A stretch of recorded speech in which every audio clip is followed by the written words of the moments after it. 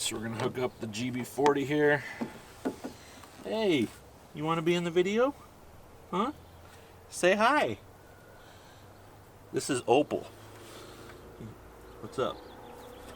Okay guys, so I'm out here today doing some yard work around the house. You can see I've got the GB40 here. I've had a few requests. Let me look back.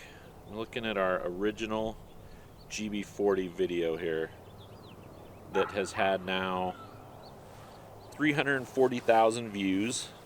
And if we look on here, I don't know if you can see that or not. We uploaded the original video on January 3rd, 2017. So a little over 2 years ago. Coming up on almost 2.5 years ago that we uploaded the original video. That video's had about 340,000 views, and I mean, I get calls all the time from people asking where they can pick up a GB40. We actually had an Amazon link for a while, but then, I don't know, some silly YouTube rule, we had to actually get rid of that. So we don't have a link now for the GB40. My advice is to just go to Amazon and get you one there. There's Dolly. She decided to come hang out in our video. So like I say, we're out here on the homestead today. If you pan over here, Savannah, we got the alpacas, we got the chickens, we got Liberty the horse, and we got Dolly here. Dolly's helping out today with the video. So we're just freestyling it here. But I fired up my lawnmower today, first pull, no problem. My weed whacker, second pull, no problem. All the Volkswagens fired right up. We had a little trouble with the 21 window last night. We actually had to use my buddy Don Eastman's. We used his NOCO GB40, I think. It's the smaller little brother to this, to try to fire that up. And I think we were actually having some issues with it firing. But today I'm out here. I was gonna fire up the old work truck, and the work truck's completely dead. In fact, I'll go around here and we'll try it so you can see it on the video that it's completely dead. I mean, there's not even any lights on the dash. This has been sitting in the synchro for 2 months. It's not been charged in 2 months. So the big question I've been getting on our original video is, you know, how is the GB40 now? I mean, yeah, it works great right out of the box, but you know, what is it like a year later or 2 years later? And another question I get a lot is, well, what if it just sits in your car uncharged? So like I say, at least 2 months that this has been sitting in the synchro. So we're gonna take the GB40, which, by the way, is not designed to jump. This is a 5.7, it's a Vortec V8. This is designed for like 6-cylinder cars and below. So we're gonna take this now and we're gonna hook it up to the truck and see if we can get it to fire up this old pickup truck. Okay, so just to verify, there's, like I say, we're not even getting dash lights. This truck has been, I brought it out here to tear down a roof on an old barn last fall. And so this truck's been sitting since, it's been sitting probably 6 months. I didn't run it at all winter. And so it's completely dead. The battery in it, I believe, is 6 or 7 years old. So this will be a pretty good test of the GB40, the 2.5-year-old GB40 on a V8 with a 7-year-old battery. All right, so yeah, actually, Nan, come over here real quick and look. 8 of 2012. So this battery's, you know, 7 years old. Terminals look good. They're not dirty. We're gonna take one thing I really like. You know, I've had a couple other companies hit me up about doing tests on jump starters, reviews, I guess, and I've stopped doing them altogether just because some of the stuff people are sending me are kind of cheap. What I really like about the GB40 is the clamps. These things are quality, and they're pretty heavy duty. A lot of the other companies, the stuff they're sending me is kind of light duty. All right, so we're gonna hook up the GB40 here. Hey, you want to be in the video? Huh? Say hi. This is Opal. What's up? All right, so we're gonna hook up the GB40. We're gonna hit the bypass button here to get it into to where it's boost mode, I guess is what I called it on the original video. I still don't know what it's actually called. So come over here, Nan, and kind of focus in on that area. Don't let the alpaca or the horse or anybody get in the way. Let's see if this thing will start.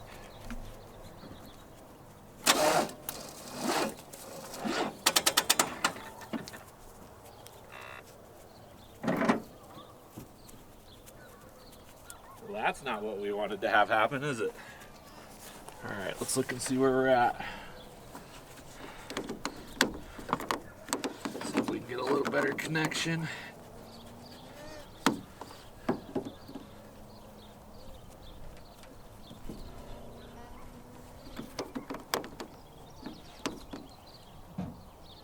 All right, let's try it again.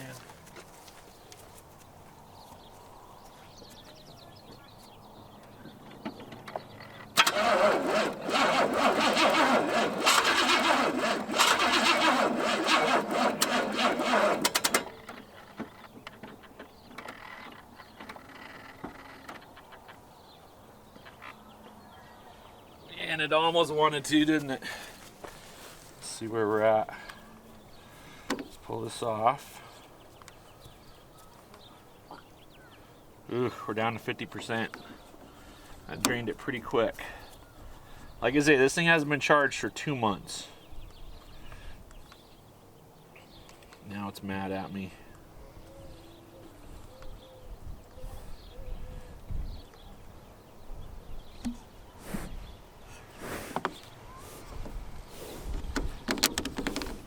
What do you think, Libby, huh? This would be a really good ending to a video if this thing would fire up.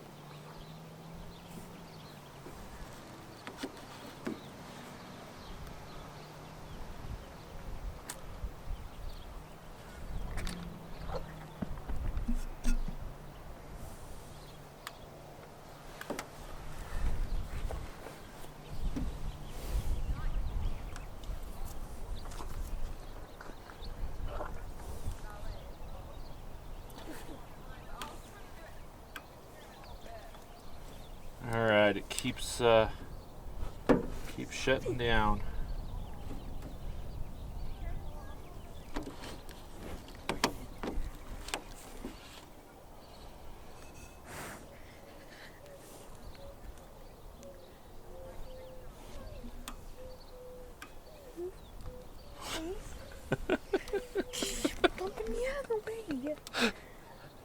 Your big nose keeps getting in the video, dork. Move, please. Yeah, okay, whatever. It's not gonna do it. We're at 50%. I keep hitting the energize button here, and I just keep getting a blinking exclamation point.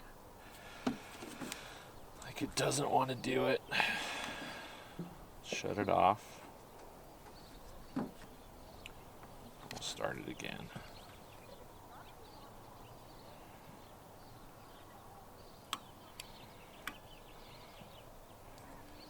I think it's too dead. Not gonna cut it.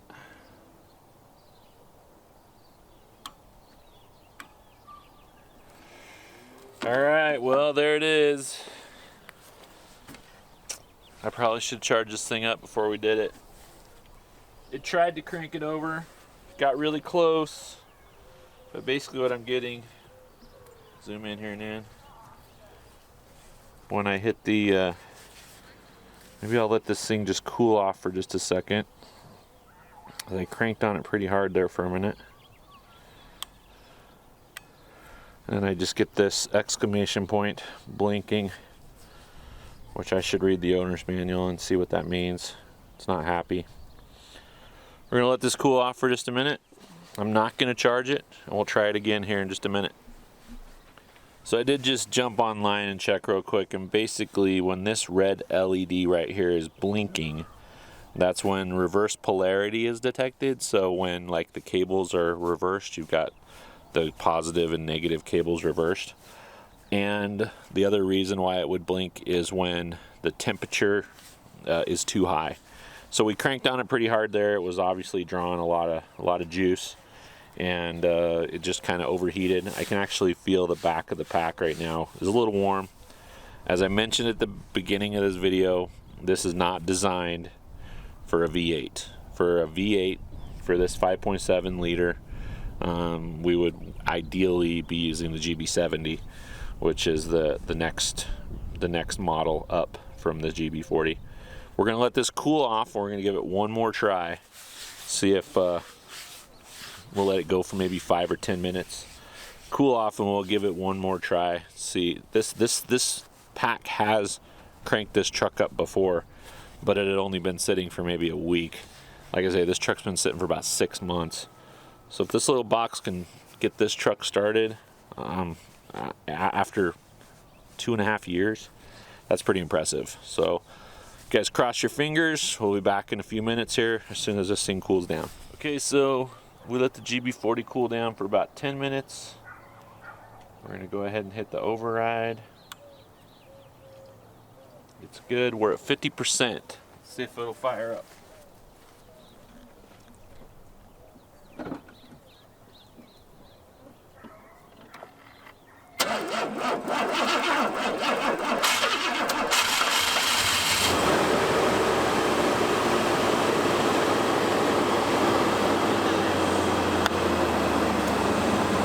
There we go.